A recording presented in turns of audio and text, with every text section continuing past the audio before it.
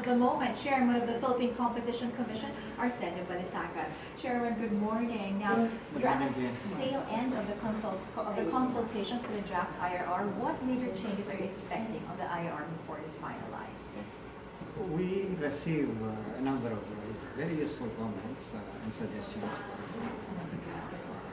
but a number, ranging from confidential information to questions on what, where, how, and issues concerning mergers and acquisition, for example, is quite of interest to the business community. So these will all be considered for the final draft? This will be all considered for the final draft. Now, once the IRR is finally issued, which you target in June, what's going to be the first order of business of the Commission? Well, we have to implement the rules and regulations of the law. We'll also have to accelerate our effort to scan the competition environment in the country. What sectors will you be looking at more closely? We'll be looking at this in a more systematic way, but there are obviously big issues that are in the public interest. For example, of course, the internet issue is the telco industry, right? Among other things, there are many other issues that have come out, especially during the consultation. Things like exclusive distributorship issues, price fixing, cartels, all kinds.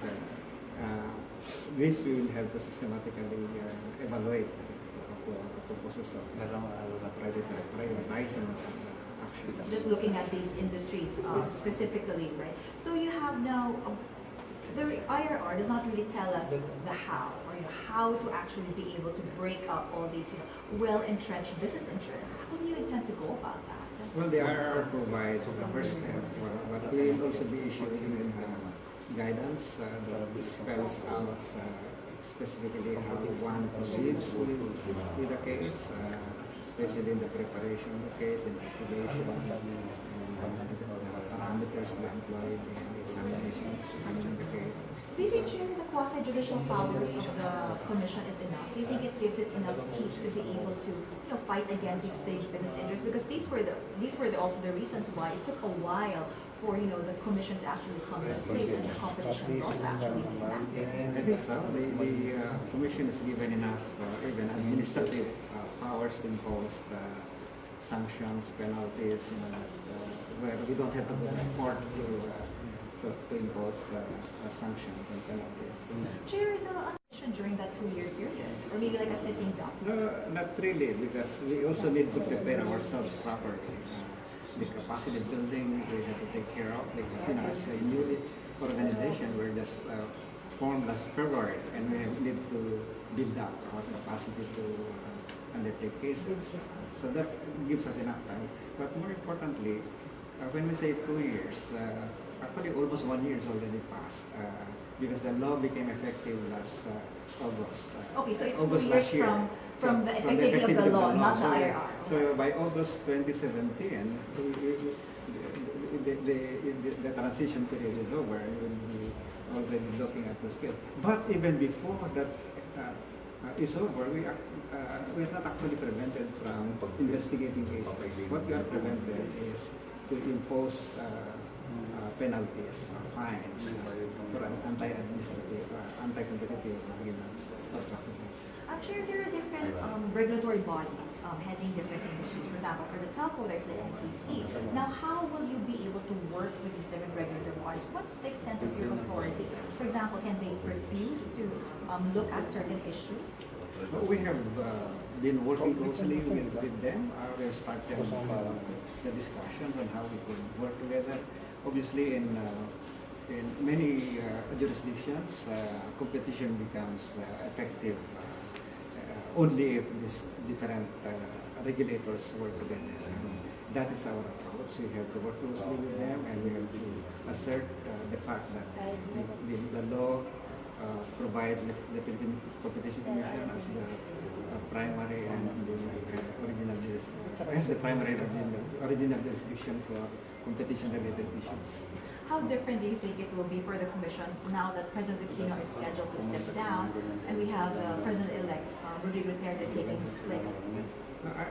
The 8-point economic agenda that we have heard from President Duterte, President Duterte, is very encouraging, I would say.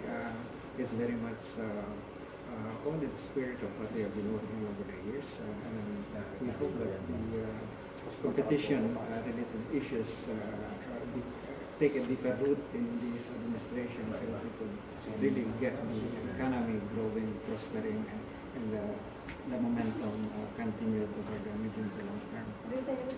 Chair, you've been looking at different models from different countries. Like recently, the Commission actually went to Australia to look at one of their models for having a competition commission.